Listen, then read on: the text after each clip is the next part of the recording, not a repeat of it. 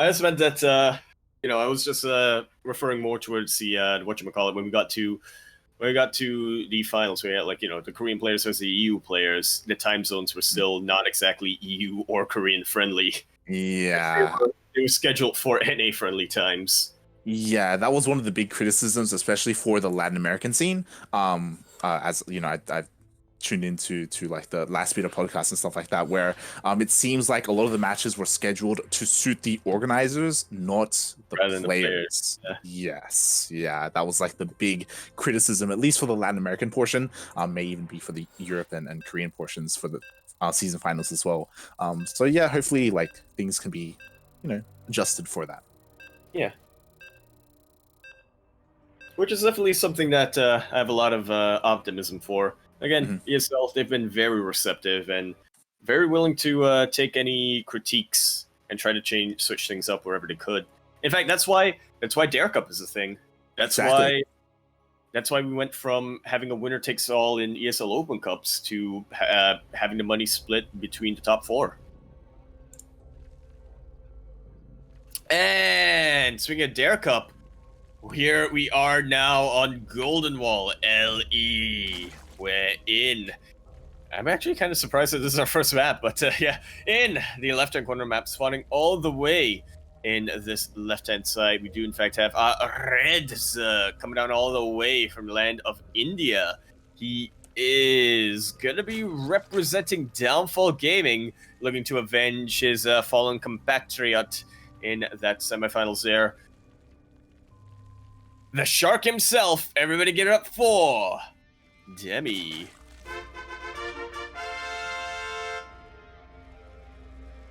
Entering Oreo that I wanted to go. The Downfall Zerg. Oreo.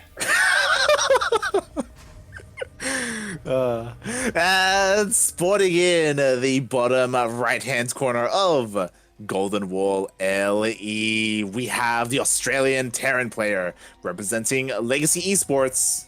It is Azure.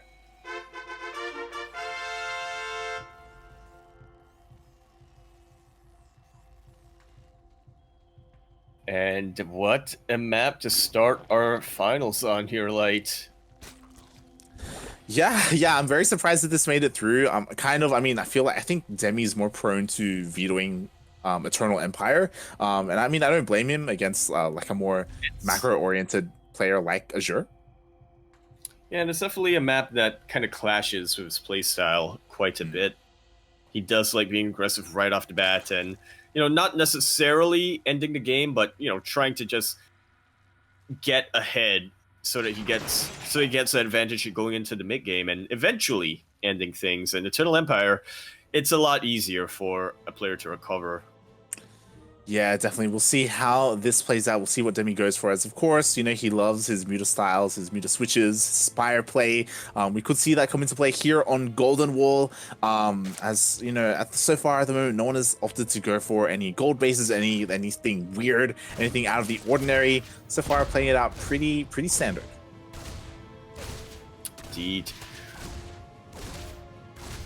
And standard can mean a lot of things just because of the fact that both of our players, they went for these versatile openings. Demi, it's not too late for him to grab a lair. In fact, it's actually too early for him to grab a lair, but you know what I mean? Exactly. And interestingly enough, we have a very fast third CC for Azure. 3CC before the Starport. Yeah, he started the CC like when the factory was halfway through, like completed. Like it was very quick. And yeah, interesting. Going to be trying to get away with this greed. Yeah, and this does mean that Azure, he's starting to pump out those Hellions. He needs to make sure that they survive and are able to. Oh my god! On the map and have a bit of a presence out. Because if not, this greed is going to be completely punished. But if he is, he's going to be able to get away with his greed. That's a quick lair. Exactly. Speaking of punishing this greed, I was just about to go into it. We have a very fast layer coming out from Demi. Really important to point out that he is still on 2 bases, and Azure, he is aware of this. That Reaper was checking that 3rd base location, did spot that there was nothing there, and Demi is going to try and stop him from getting into the main base, but he gets in! And he will be able to see the Slayer morphing, will be able to see that there are 2 saturated Vespene geysers. Okay, and what's interesting is that obviously he saw that there was no gases in the natural. They were taken now that the Reaper has been taken out, and with these 4 gases, I imagine we're gonna see 2 base Spire, 2 base Muta. There it is. This light, what did I tell ya? I'm mainly behind this, so good old Mutiling Bane. Yeah, but this is very fast Spire again off of 2 bases. It'll be quite some time before Demi gets his 3rd, as he was trying to mine out those mineral patches to the south. And yeah, Azure should be aware. Yeah, and I think Demi really knows that Azure is playing this more, map control focused style, or at least opening up that way. So I do like that he's trying to open up his kind of pocket expansions and trying to expand stuff at a wall where Azure really has no presence. Yeah, definitely. It definitely makes a lot of sense that Demi is looking to try and expand there.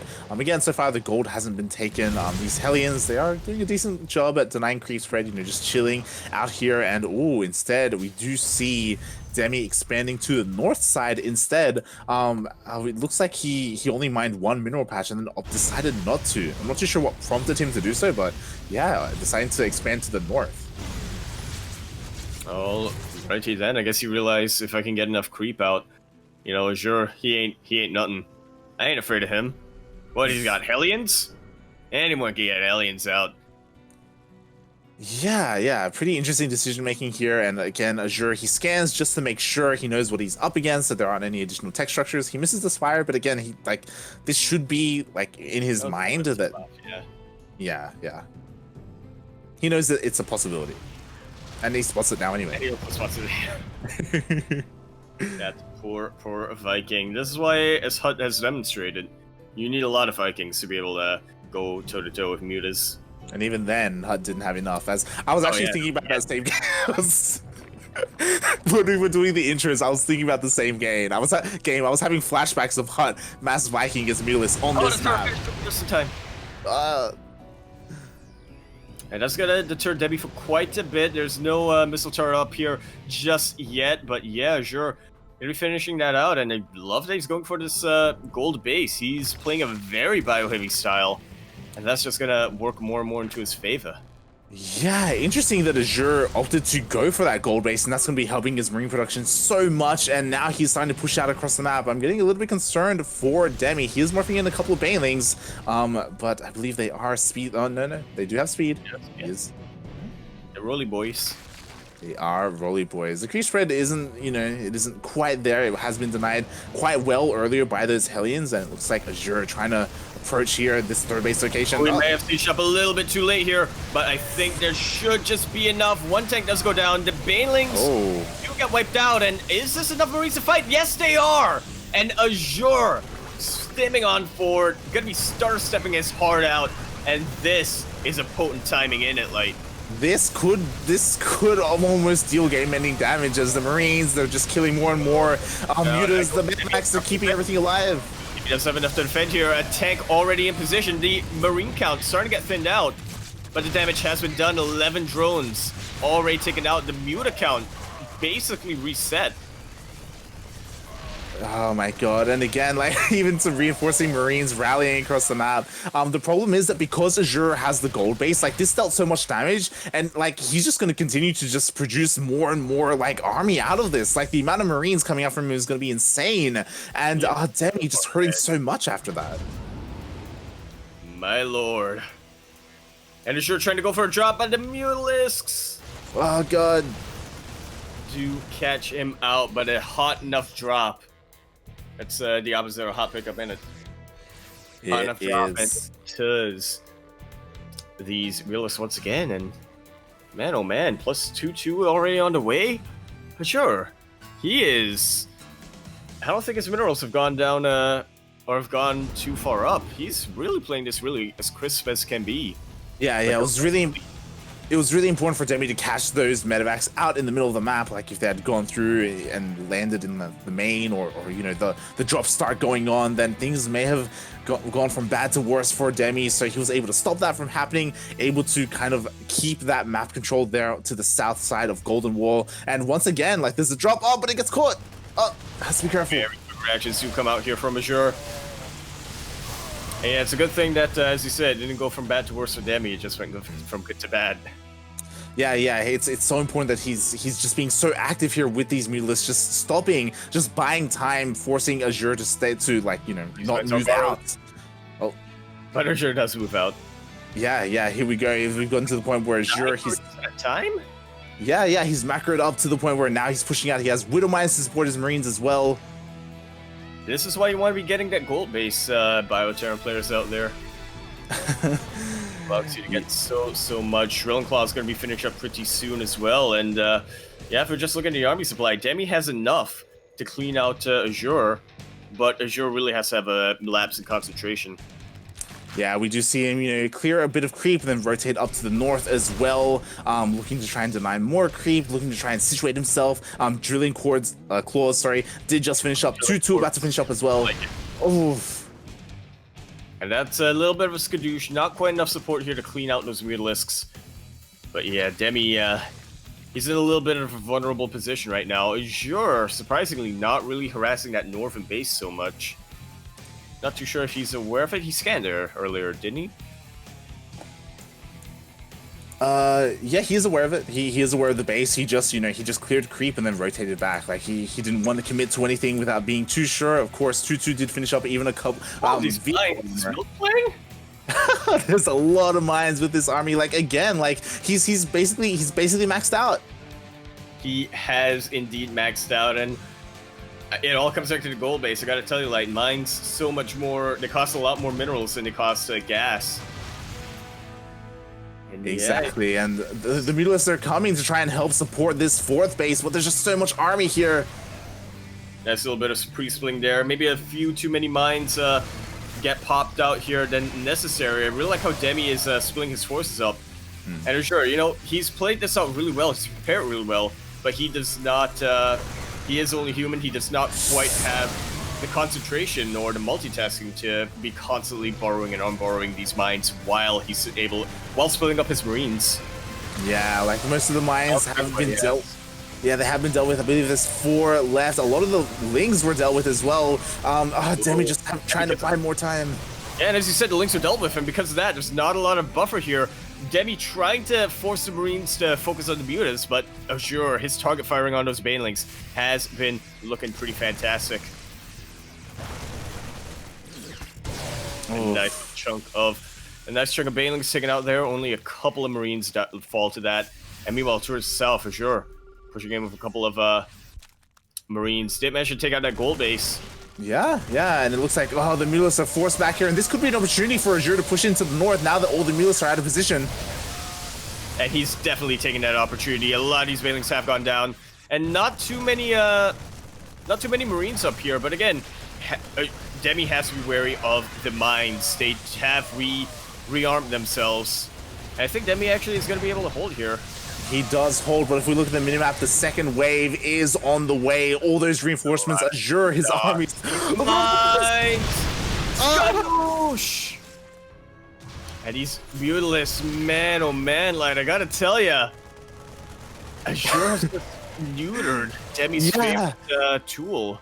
Exactly, just like that in a blink of an eye. The army supply for Demi just plummeted just like that, lost almost all of his mutalisks, and now what is there here? Just 2 Banelings? There are a couple more being morphed in, but... GG. Azure takes that first game. Crisp as a lettuce.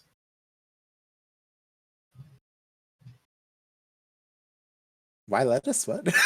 Because lettuce, it's crisp. Okay. Normally you have like a hidden meaning behind all of these Crisp references. as a snow pea. There you go. Or a sugar snap. Crisp as snow. GG, Azure takes game number one with, again, a lot of this kind of game down to his opening, right? Like he was very greedy. He got a very fast third CC. And he was able to get away with that, right? Taking that gold base. And once he got that gold base like up and running, like he just almost didn't stop with that like aggression. Yeah, nice little bit of a, well, I guess it's not quite parade pushing there as Azure. He was still sort of pooling up his forces back at base, but yeah, it's kind of taking a page out of Seether's book there. Yeah, they did come like in big waves of like army, and yeah, Demi he went for that 2-base muta. It got spotted pretty early on, and it didn't really accomplish much. Like across the map, like he didn't manage to get into any mineral lines or anything like that. They were pretty nice fireworks towards the end.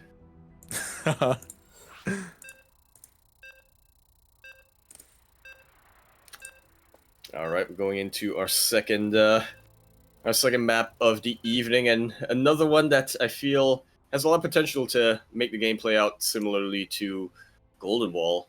We're going to be on Everdream.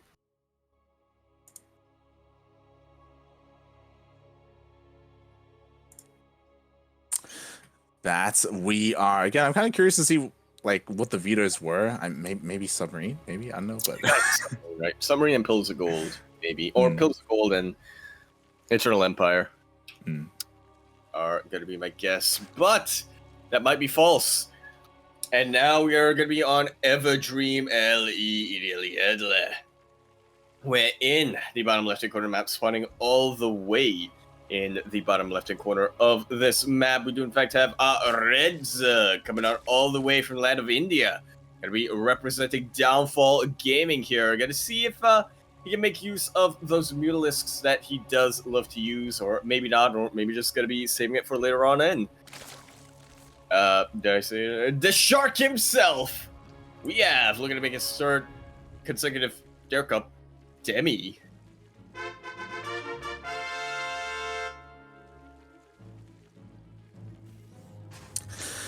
And spawning in the top right-hand corner of Everdream LE, we have the Australian Terran player representing Legacy Esports. It is Azure.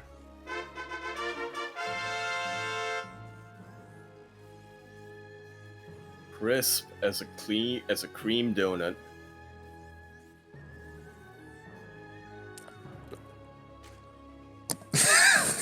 That there are no words, Yaku. I heard you just take your headphones off. There are no words. Oh god. And yeah, we are leading into Everdream again. Like a lot of that firepower, a lot of that momentum that Azure had was kind of map specific, on Golden Wall, due to those rich minerals. So I don't know if we're going to see anything quite like that again in this series. But either way, like it was really good to see that in game one. Yeah, I think Azure is going to be being a bit more efficient with his production, shall we say, as he doesn't have the raw minerals as he could get on Golden Wall. Now, I don't want to say it's going to be a mech game, but Azure has shown in the past that he does like playing mech on Everdream. Yeah. Specifically earlier today against Oreo. Yeah. So it is possible for him to whip that out again. I'm not too sure if Demi was watching that series, because I do think that Pez versus Demi finished a little bit earlier on. So it is possible that he saw, and he's also pretty familiar with how Azure plays in general. Yeah, they do play against each other quite a bit, not just in tournaments, but they also do enjoy practicing and scrimming against one another. Got a lot of value out of that. So far, we do see the Reaper Hellion, or not Reaper Hellion, sorry, the Reaper, whatchamacallit, Reactor build coming out, and it is going to be Hellions after all. Hey ho! And again, we're not a Golden Wall, so it's not going to be 3cc before Starport. Yeah, we do see the 111 coming out from Azure. No, as you said, no fast CC. Nothing crazy going on here. And Azure. Oh no! The Reaper gets picked off. And it's going to be a little bit rough here for Azure. Probably, I don't think Demi has shown anything suspicious right now, so Azure shouldn't be too worried. But yeah, it's still rough, by the way, not being able to have that map. have that scouting. Yeah, There's yeah. coming out. So a lot of things just happened. So what's important is that Azure, he wanted to get a scout off because Demi is still on 2 bases. Like, and he was aware of that. He was trying to go in to see what he was going for. And Demi going for that fast Spire. Once again, 2 games in a row. All 4 gases are taken. He's doing the exact same thing.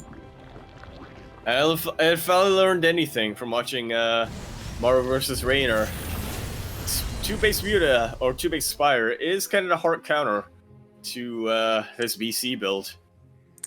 Yeah, like, you know, with high enough Mutalisks or with low enough BCs, like Mutalisks, they can deal with BCs, and we could see that come into play here. Again, Azure should be kind of suspicious, because he knows how late or maybe even non-existent the third hatch is, and he scans. Oh, but he misses everything. Like he sees a Baneling Nest, but not much else. Well, he does also see 2 gases here in the natural. This may prompt him to, you know, this may set off a couple of alarm bells in his head, but yeah, not seeing that main base, not having that confirmation, it's a little bit rough. My Hellions are starting to move their way across the map, trying to go into that 3rd base, and this should be the tip-off, maybe, perhaps. Yeah, I mean, again, he does confirm that the 3rd base is incredibly late, which he was already kind of aware of. But what does he do from here? Like, we do see an armory being thrown down for Azure, so maybe looking to go for a Hellbat push with the supporting BC.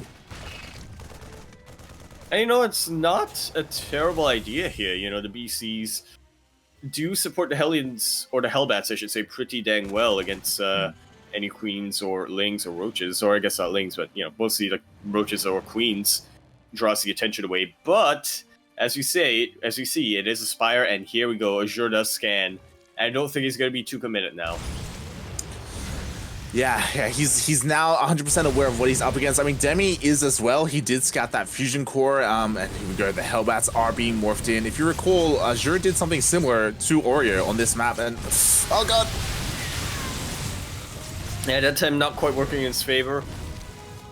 Although Oreo did go for a more roach-focused composition that time. This time, Demi all in on the Ling Bane, and the Bane right on top of the Hellbats. And I don't think Azure was planning to hold on to those Hellbats for too long, but yeah, it's still a little bit wasted. Yeah, that was just completely shut down. It's so hard to tell when the Banelings are finished morphing, so yeah, it was just really unlucky that he got on top of the morphing Banelings, hoping to deny them all, but that was just the moment when they hatched. All the Hellbats got taken out, and with that, Demi, he does hold on the ground. Now it's on him trying to hold on to the skies as the BC is flying across the map, so he does have his teleport available. It is much more important when it's a 2-base Spire build. Yeah, definitely. Alright, this VC is just trying to see what it can get done. Demi has a lot of defenses up here. But yeah, this is mostly just a scouting VC, as weird as that might sound. Oh yeah, Novelie's teleport should be in time. Oh, it does manage to escape, and yeah, as you said, it really did just kind of scout. It didn't really deal too much, really do damage at all there. But once again, Azure, he's committing to this style. Like, he's getting Yamato, getting more BCs, going battle mech. The better kind of mech, IMO, especially if you're having some BCs to back you up here. Very nice connection here with the mine. And again, I really like just how Azure is playing this out. You know, he knows that Demi is going for that Mutiling Bane, so what is the one unit that you almost always build that you should not in this situation? Siege tanks. Yeah, I'm just really curious to see how Demi's going to play this out, because Azure, this opening is just like the one he did again. I love how he's hiding the Zuna mines. But it's just like the one he did against Oreo on this map, except of course, if you recall, Oreo went for like the early roaches and kind of faked Azure out, and it like interrupted his flow. But yeah, Demi, of course, he does have his own style. He does love his Spire play, so I just want to see how he differs from Oreo. Well, I can tell you this much, Demi likes Spire a lot more. That he does. And yeah, we do see that he did throw down the Roach Warren. You know, he's going like just like how Oreo did, going into Ling, Bane, Roach, Ravager is probably like the ideal composition he wants to go for. Unlike Oreo, like Oreo went for Corruptors, this time Mutalisks are the anti-air, the main anti-air here for Demi. Let's see how they do here against these BCs. Well, I can tell you one thing, like, Mutalisks are not as susceptible to Yamato. You're still gonna have a lot of Mutalisks left over. But he does use them on the Queens instead, and a nice little pickoff here. Ready to just delay the creep spread, or even potentially just get rid of some transfuses. Sure, continuing to build up that army, going into his blue flame, and yeah, as you were saying earlier on, are we gonna see Azure just play out so patiently, as this time he's opting for mines instead of tanks, or is he just gonna go for it? This is kind of the ideal battle map composition, isn't it? Yeah, pretty much. Like we do see Azure just going back to, you know, what is for me anyway, kind of known for, like this more mech style. I mean, it worked against Oreo. We'll see if he's able to do the same here against Demi. Demi already taking his 4th base, saturating it, trying to situate himself here defensively. Meanwhile, there is this Hellion run by. And this is a fairly vulnerable base. Queen's not quite in position. Ooh. And yeah, Blue Flame really showing its effect right now. 8 droves do go down, and the army unable to really clear out these Hellions. Yeah, the Hellions, they dive in, and then they dive out, getting 8 workers, and also, a couple of Banelings as well, getting as much value as he can.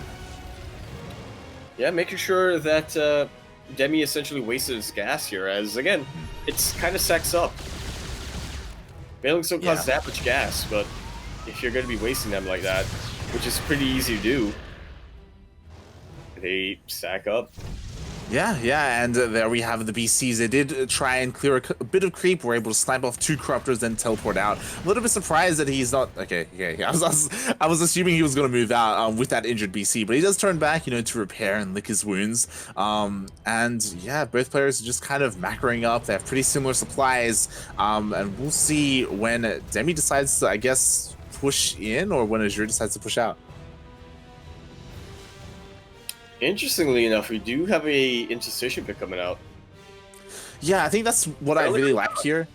Like Oreo was very late on his hive in his game against Azure. So this time though, Demi, he's getting a faster infestation pit, getting a faster 5th base as well. So hopefully going into like those spellcaster units a lot faster.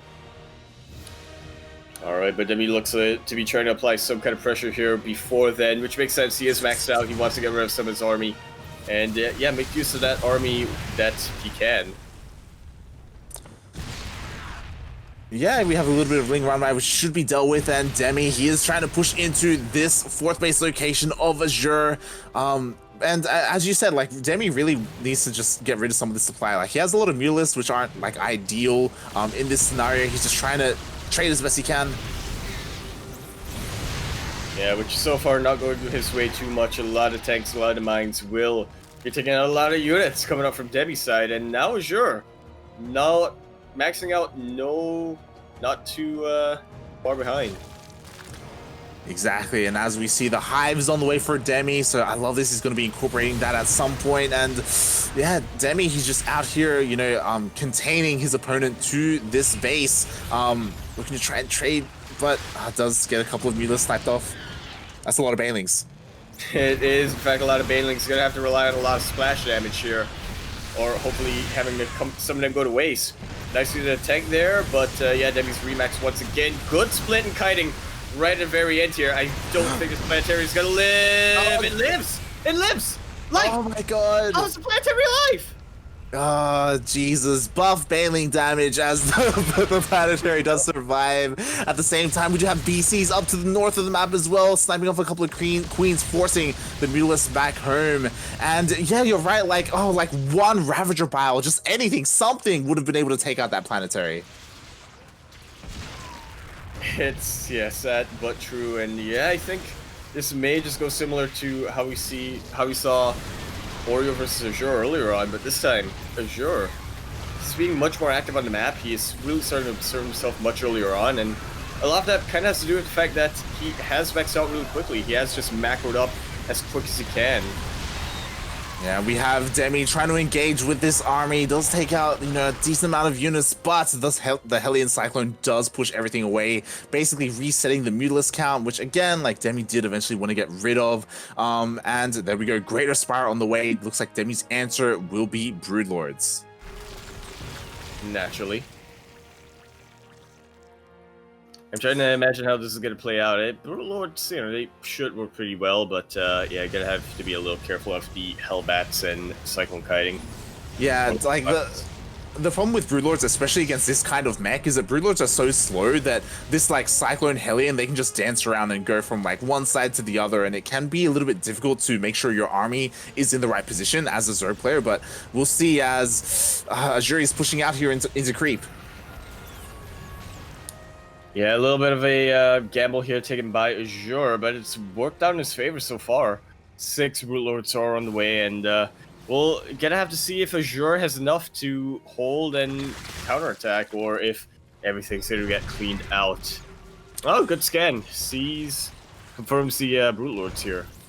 Yeah, that he does, and Broodlords, they are starting to engage with his army. And look at all this going down right now. Like, the Banelings try to connect, but they cannot connect with anything right now. Roach Ravager really flexing your muscle here, so to speak. And Azure chased all the way back home. Less army supply, less worker supply. It's not looking too good.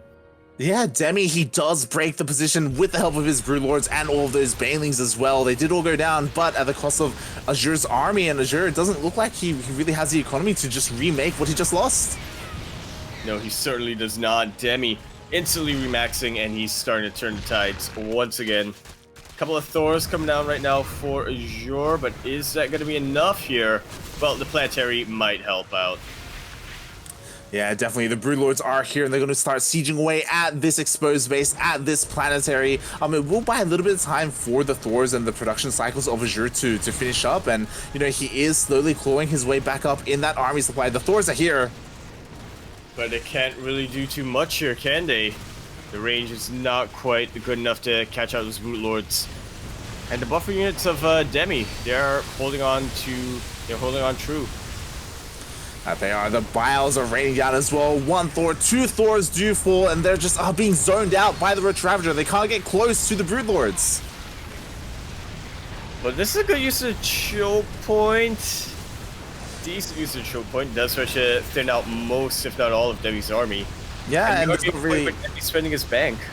Yeah, like there's not really anti here, so the Vikings will end up clearing up all the Broodlords, and the Planetary did stand strong, it didn't fall, but now how is Azure going to deal with this ground army?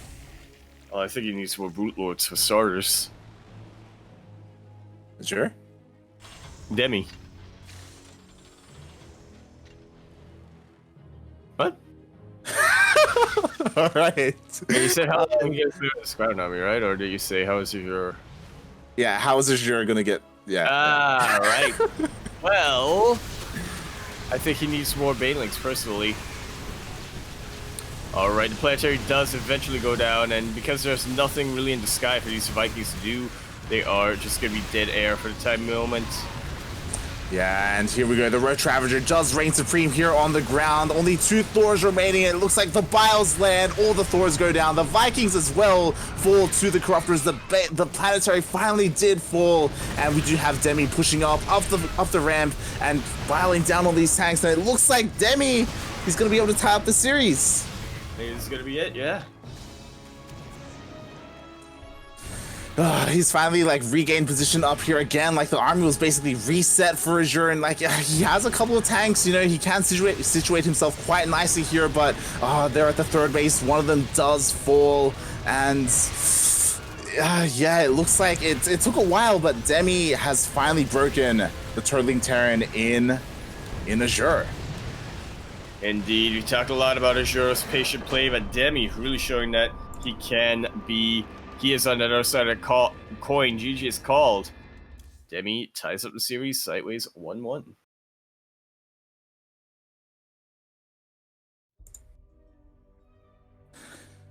So Demi really showing that you know, if you wanna play against this style, this is your style of mech. Mate, You you need really need a high hive. early You on. need yeah, you really makes it a lot easier. Uh,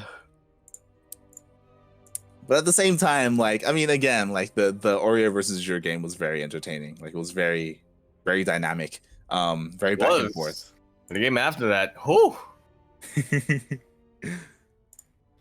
All right, now we get to see another Hellbat follow-up to a mech style coming out from Azure. Yeah, we'll see. I mean, a lot of it does come down to like what kind of map is next. Again, we're not too sure what the map order will be. Be shocking to see submarine at some point in this series, but I don't know. Well, we do all live there. That we do, as the players are currently setting up the lobby for the next game, the next match. And yeah, I'm just really curious to see again, like Azure, we've seen a lot of mech from him, but again, he isn't like opposed to going for this bias style. And there we go, the map has been decided. Ice and Chrome. So we're gonna be following the pattern here. I imagine if the previous series went to the Ace match, it would have been on Golden Wall. yeah, it's that would have been crazy to say the least. But yeah, we're gonna be on Ice and Chrome again. Like I do. This is one of the newer maps that I quite enjoy. Like sure, like there's no Chrome. Like that's definitely a downside, but Well, it's in the RAM. it's in the RAM. Yes, it is. Ice and the Chrome both. But yeah, I'm really curious to see how this plays out. Again, it is more of a macro-oriented map, so maybe we will see mech again. Not too sure. Yeah, it's always a bit of a possibility to come out. I mean, Azure, when I say alternate, I don't mean game after game after game. Yeah. So, yeah, he just likes to keep his opponent on their toes a bit. I think if there's ever one like constant to this series and to these players, it's that Demi is probably gonna go Spire. Oh, you never know. He might just pull out an Nidus. Oh my god. It's we'll see. It's definitely possible. As Demi, he did ask for a small break. Which of course don't blame him. You know, we've had a long day of StarCraft, already 2 games into this best of 5 finals. And oh, he is back. We're ready to go. Sick Sit E. GLHF has been called, and we are moving on to not the Ace match, but merely our third map of the evening, of the finals. Not the evening. That was, well, I guess in certain time zones it would be the third of the evening because it hasn't been evening yet. And speaking of time zones, we are now going to be introducing a player from a time zone. But you didn't expect that one coming up, did you? We are going to be casting a player from a time zone here on Ice and Chrome, located all in the RAM. We, in the top right corner map, spawning all the way in the top right hand, have the Reds coming out all the way from the land of India, representing Downfall Gaming, looking to take his 3rd consecutive ESL Open Cup Fueled by Dare. Can he do it, or will he be upstarted by a player who is looking to win his first? The Shark himself, we have Demi.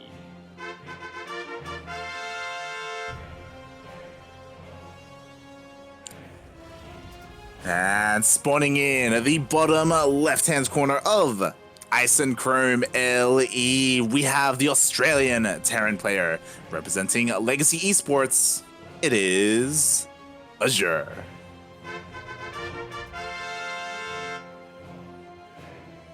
Hi.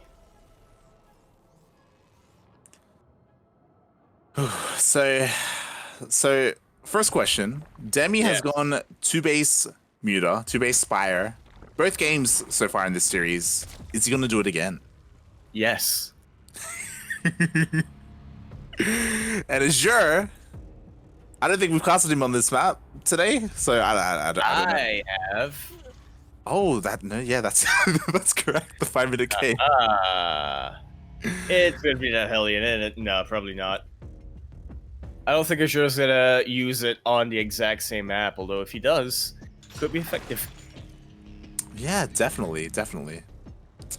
We'll see how this plays out. As I mean, he did play similarly on Everdream in both series, so maybe it's like he has a build for each map, or maybe not. We'll see how this plays out. Keep an eye on the productions, on whether an armory gets thrown down or not. But yeah, so far so standard. You know, no proxies, nothing too crazy Yet. huh? All right, a drone just kind of chilling there. I think it Yeah. may be trying to go for that third base, but just wanting to hide a little bit so the Reaper doesn't catch it out. And yep, Demi going for that third base, and the Reaper will live. Yeah, yeah, and that's what you just said is what was surprising to me. Like, oh, it's going for a third. Yeah. That's surprising, and oh, we did. Sure, going for that proxy factory, and this is actually his second factory out so far. Yeah, I could be wrong there. Yeah, second factory going up. Oh, he's going for the Hellbat, isn't he? He's going for a Hellbat tank. He's going to proxy a tank light. Oh my god. So this is crazy. Again, like the main base, nothing looks too suspicious. So even if Demi goes in with a scout, like can he really like see the or try and figure out that there's something amiss here in the main base? For the most part, it looks pretty normal so far. Yeah. Yeah, yeah. Just a 1-1-1, but we're gonna have to see what comes out. He is getting the tech lab light. He's going for the tech lab. Oh my god, he's doing it. We've got a proxy tank on the way, and Demi, because he went for that third base, like it is vulnerable to this push as well. And oh my god, the Overlord is going in. It's going to get denied. I mean, it sees a lack of add-ons. Exactly. He doesn't see the add-ons, which could be a tip-off. We have seen a lot of players, you know, they're able to deduce from there just because of how slightly off it is. I'm not sure how I can go for that. Yeah. Yeah. Like when you play so many matches and when you go for an Overlord scout and you see no add-ons, like that's a big red flag. Like in a game like StarCraft or at the highest level of play, like you expect certain things in the game, like you expect certain hatchery timings, you expect things of that nature. So scouting and seeing no add-on, like that is like something a little bit perplexing, and you wouldn't expect a player like Azure to be like, you know, slipping up on his macro. Yeah, and it turns out we were wrong, Light, unfortunately. As it is just going to be a lot of Hellbats, or Hellions, I should say, and potentially Hellbats, as that armory does finish up. This does mean that I don't believe Azure has a, what's it called, a starport unit out. That he does not, and yeah, he does, and like I guess our inner axiom was showing there as, oh my god, the blue flame Hellbats are here. They are here. Nice split coming out from Azure, losing as little Hellbats as he could. Even getting a hot pickup there. And this is looking really, really rough for Demi to hold on to. Does have a lot of Queens, though, and a lot of transfused energy behind that. But the pickups, the juggling is looking really good from Azure so far. But not quite going to be enough, it seems. Yeah, I don't know if you noticed, but Demi, he was focus firing the medevac with those queens, so Azure was forced to back off with that medevac, and Demi, in the end, despite having like a lack of information, he has been able to hold. And it does go back to something that I think we talked about in these past couple of weeks. Demi has really been refining his defensive play, mostly main motivation because he doesn't want to lose to Mio Micah, but yeah, overall, he's really been pulling that up and going for a multi-prog right now. Azure this could be really good, but the Spore and the Queen. Azure not at all expecting that Spore to be there.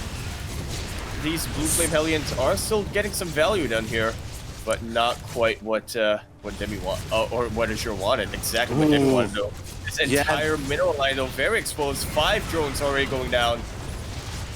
And just one more volley, Azure. 10 drones get taken out, tying up just about the worker count. Wow, I don't know if you noticed, but that last volley from that Hellion was able to take out 5 drones, just like that. So he was able to, like, in the end, like, yeah, even though that medevac did get sniped and did get taken out before dealing any damage, like that run by, did manage to sneak in, and Azure was able to find that damage. And now we're getting to our next phase of the game. It seems like Azure is going for bio, which I do appreciate. And he's going for more of a bio-mind style, anticipating that Spire, which you can't really blame him. Demi is known to do that, and is, in fact, what he's going for right now. Yeah, I love it. Like, I love how stylistic Demi is, and how, like, this is kind of what he's known for, and he continues to do so without that Spire for that mutalist play. Meanwhile, Azure, he is being pretty active with these Hellions here, clearing out a lot of creep, trying to keep that at bay. Yeah, I mean, on the flip side of Demi's stylicisms, I do appreciate that Azure is aware of that and is playing a little bit into that.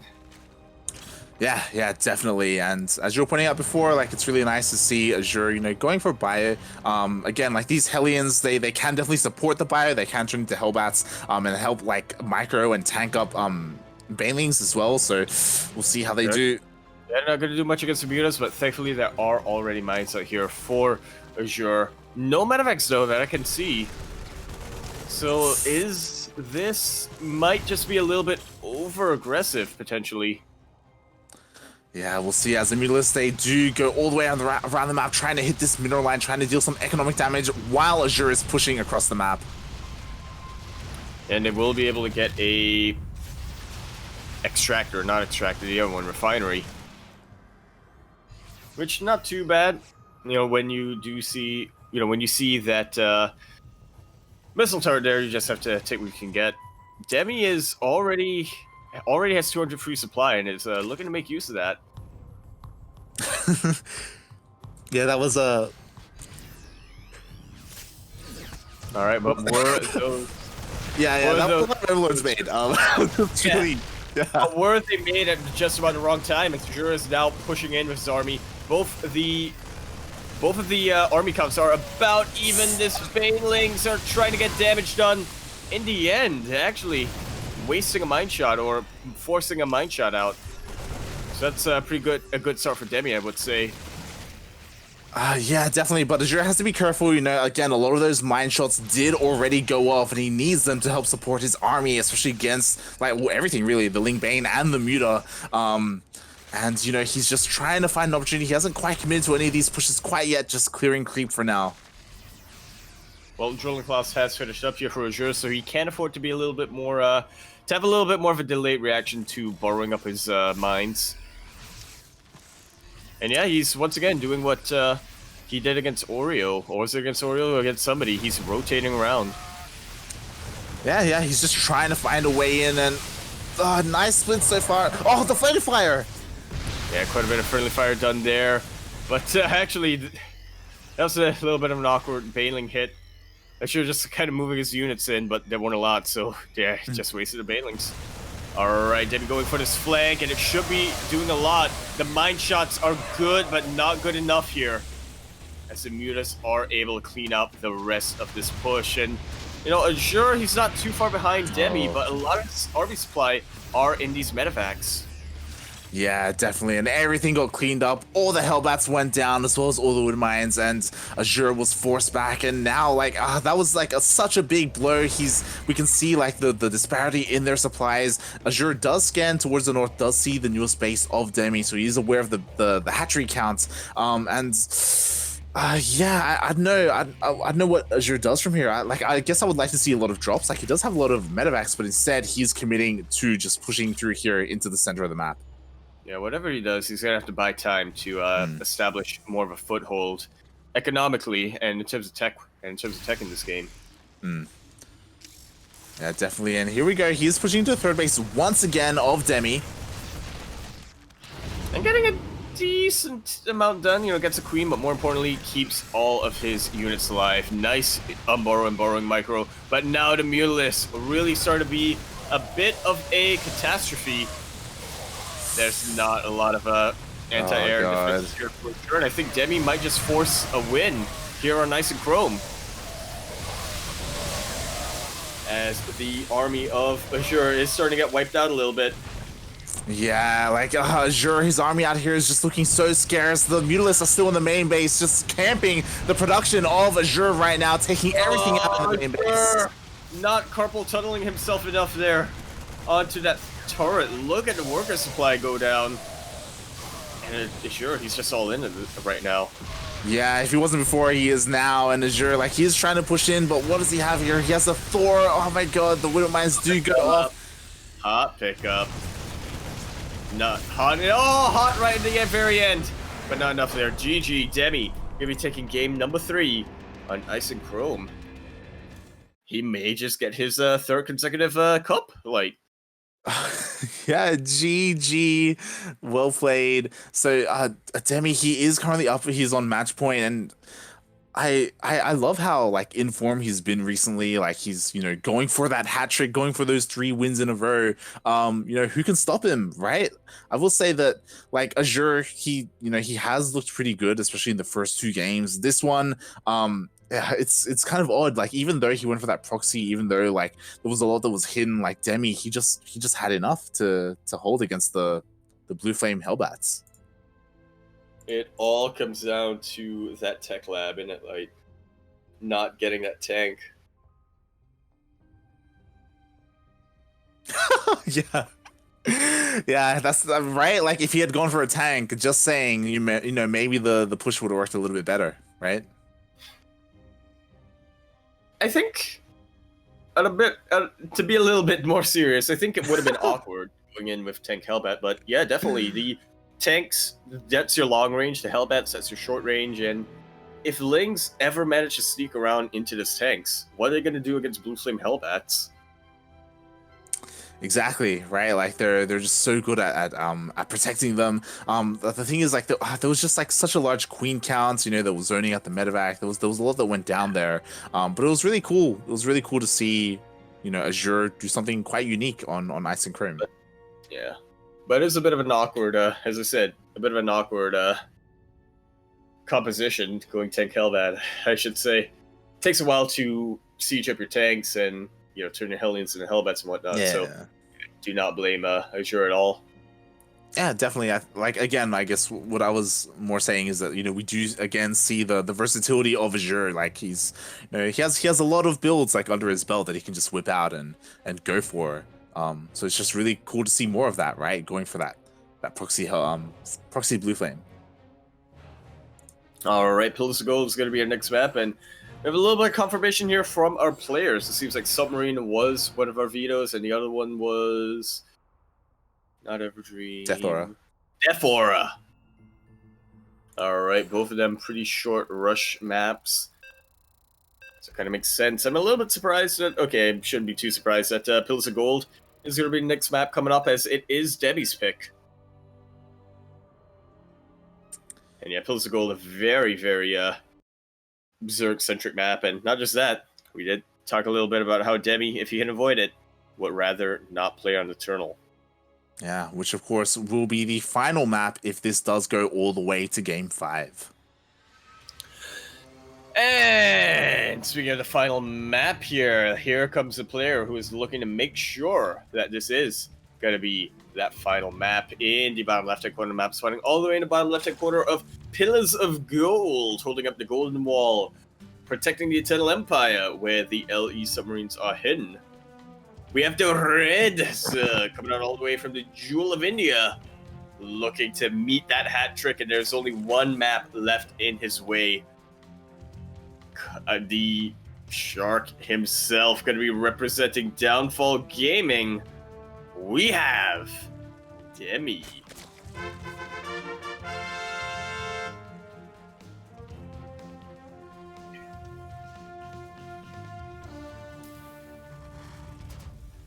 And as we wait for Light to return a little bit here, we are in the top right-hand corner of the map, spawning all the way in the top right-hand corner of the map, the Blue Terran.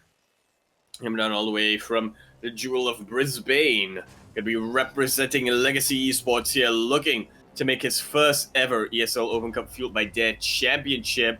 And if he doesn't get it tonight, then it's looking a little bit rough. There are only 3 more after tonight. Representing Legacy Esports, he is the man with the harpoon. It's Azure.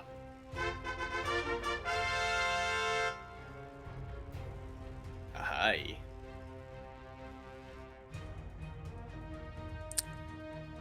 Not gonna lie, I was half expecting Proxy Rex out of Azure. Point? Yeah, I don't know what it is about Pillars of Gold, but I feel like I've seen quite a lot of proxies, especially from... It's because no Terra player likes to play on this map. Yeah, I was about to say, like, especially from Terran players. Even earlier today, I don't know if you recall, but Azure did proxy probe on this map as well. Yeah. Well, this is a very Zerg favorite map here. Personally, I'm actually not too sure how who it favors in the TVP, but yeah, it's generally speaking a map that a lot of Terran players just try to end it off early on to try to go into the next map, whether they win or lose. But Azure just cannot take that chance on it right now, as Demi's on match point. Yeah, he cannot. And so far, you know, we do have the dance at the moment. A Ling was picked off. Yeah. Actually, it's up to Reaper and the Ling.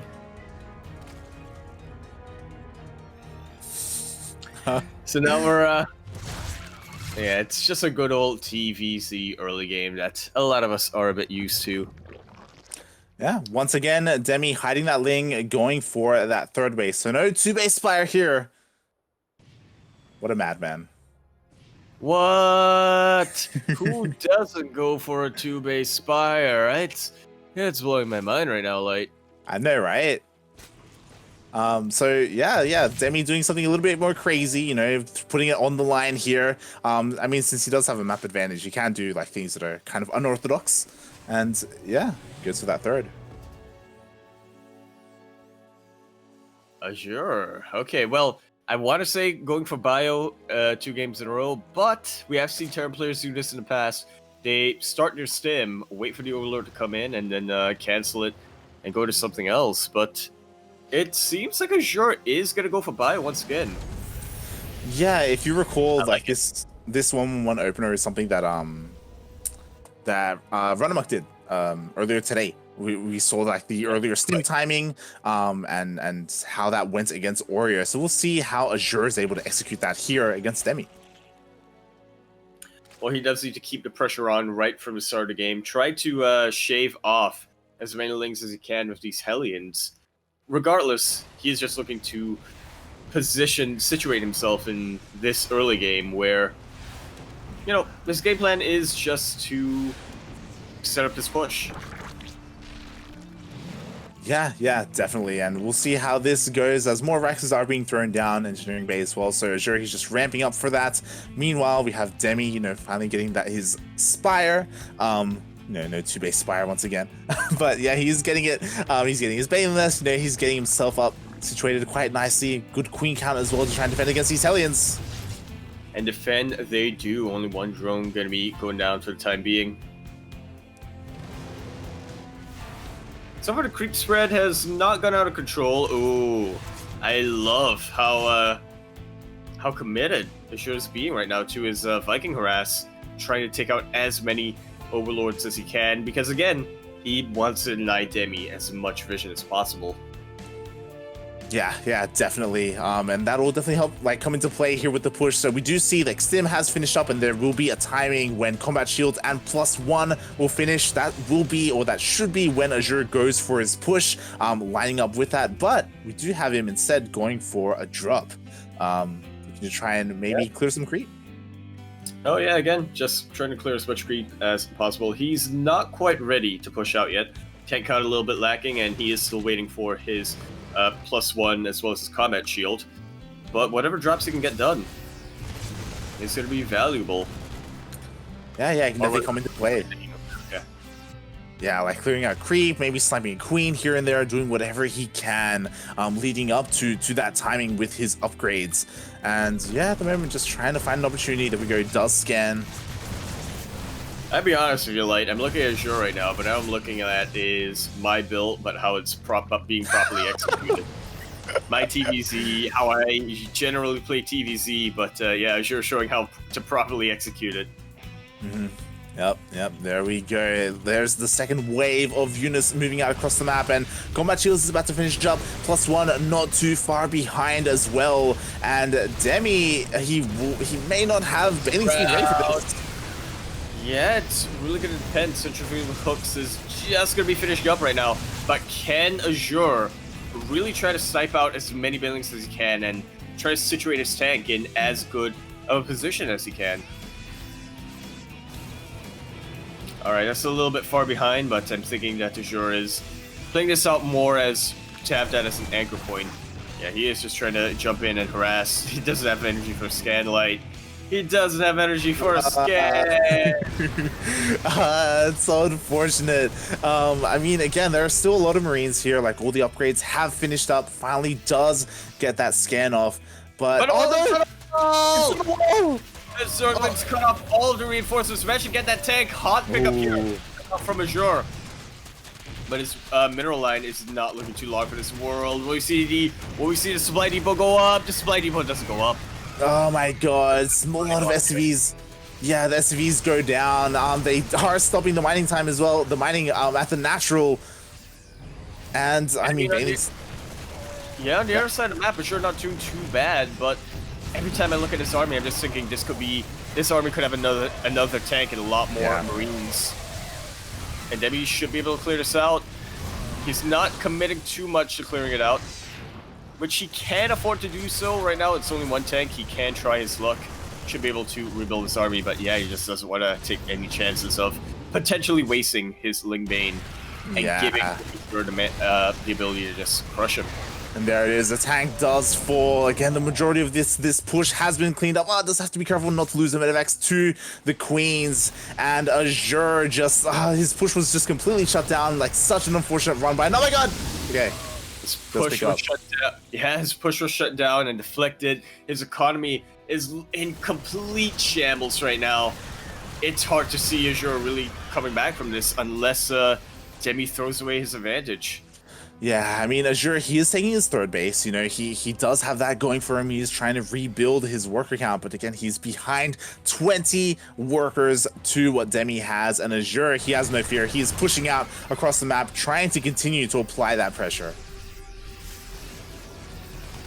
Yeah, he's doing a pretty good job of it. You know, Azure's micro, it's pretty crisp at the moment. So he's not losing his Marines unnecessarily. He does still have the larger army, and his tank count is looking pretty decent, considering the stage of the game that we're in.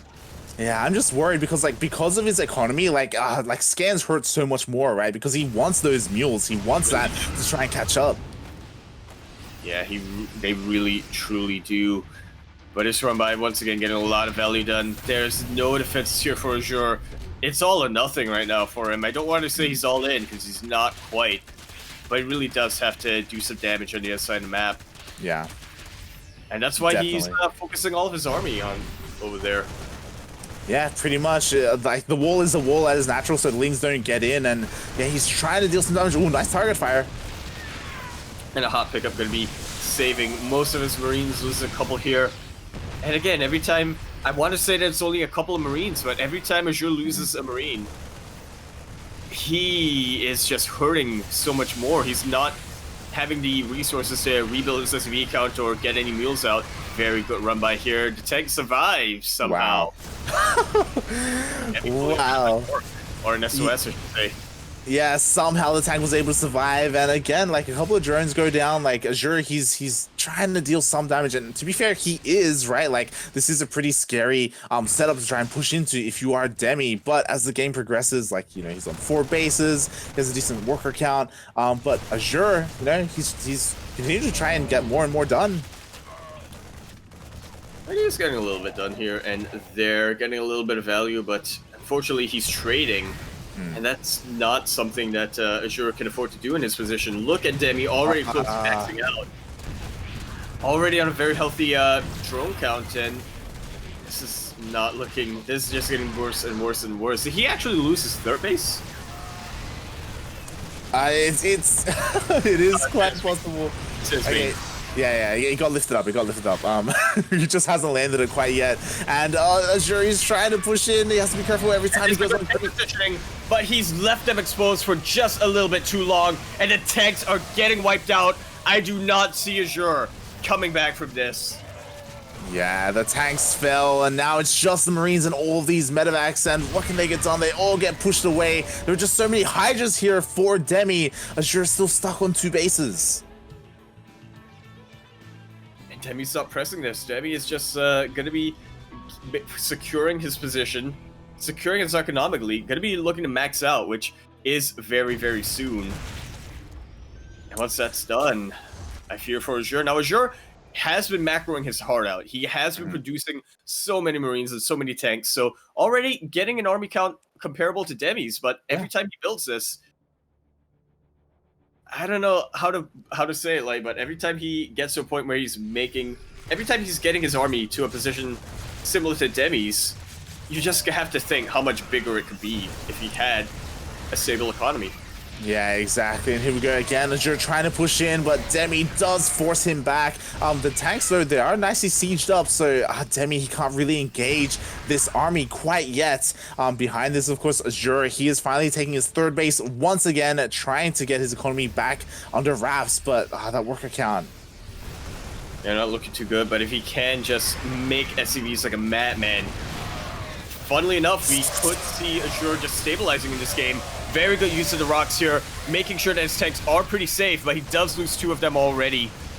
And that was the anchor that Azure really needed. He needed more than anything else for his tanks to live. Yeah, definitely. And I mean, to be fair, like, all the bailings went down, but oh god. Good game, well played.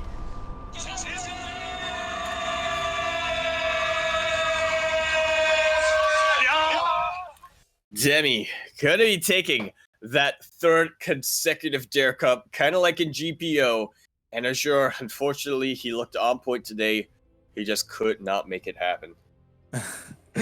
GG, well played. Demi takes out Azure once again, 3-1, same score as last time they faced in the finals. And yeah, congratulations, Demi. 3 wins in a row. Oh. He's starting to get that big platypus energy coming up once again. He is, and it's such a shame that like he's getting into form here and now, but there are so few weeklies left. As another reminder, like, this was number 17. There are 3 more to go. 18, 19, and 20. We've got 3 more weeks of ESL Open Cup Fueled by Dare, and after that, it's kind of up in the air. Yeah, but as I don't think we did too much today, and I think this may or may not help Dare have a bit of an effect. Light, I gotta tell you, we've had a long day of casting tonight. I'm feeling a little worn out, but I still got some things to do. I don't know how I'll get the energy. Tell me, Yaku. Tell me how you're gonna get the energy. I'm just not sure, Light. How am I gonna get the energy? I don't know what you want me to say, Yaku. Dare iced coffee. Try the new double shot espresso cold brew, available now at your local Woolworths, made with Arabica and Robustica coffee beans. Yeah. But shout out to Dare. You're right in saying that we didn't really mention it too often, but yeah, Dare, they are the main sponsor. Dare Iced Coffee, I should say, are the main sponsor of this weekly series. They didn't just sponsor this, but I believe they also sponsored ANZ Champs as well. So shout out to Dare. It's really cool that they've been able to work with ESL and make this tournament series happen. And yeah, like, if you enjoy this, like, if you're a fan of this series, if you want more, then let them know, right? Like, hop on social media, like, support the sponsor, support StarCraft, support ESL as best you can, letting them know that, hey, like, this has honestly been great. It's been like, it hasn't just been great to watch, but it's been a great, like, motivational factor for all of these players. Very much so has. You kind of seen how at the start of ESL Fueled by Dare, you kind of had that same dynamic / sort of power ranking that we've had for a couple of years now. Mm-hmm. Now that we have ESL Fueled by Dare, now that we have GPO, now that we've had even those regional qualifiers for DreamHack, mm-hmm. they are these Southeast Asian and Oceanian players have been putting in a lot more. They've been a lot more motivated, and I've been putting in a lot more of those hours. And we're getting to the point where the old dynamic is not so is being put into question a little bit. What I'm trying to say is that it's no longer Probe and Seether at the top every week. Yeah, I think that's more, that's really like what's the story behind Probe. In more recent weeks, Seether, he just hasn't been showing up. he very rarely signs up. Unfortunately, he is kind of.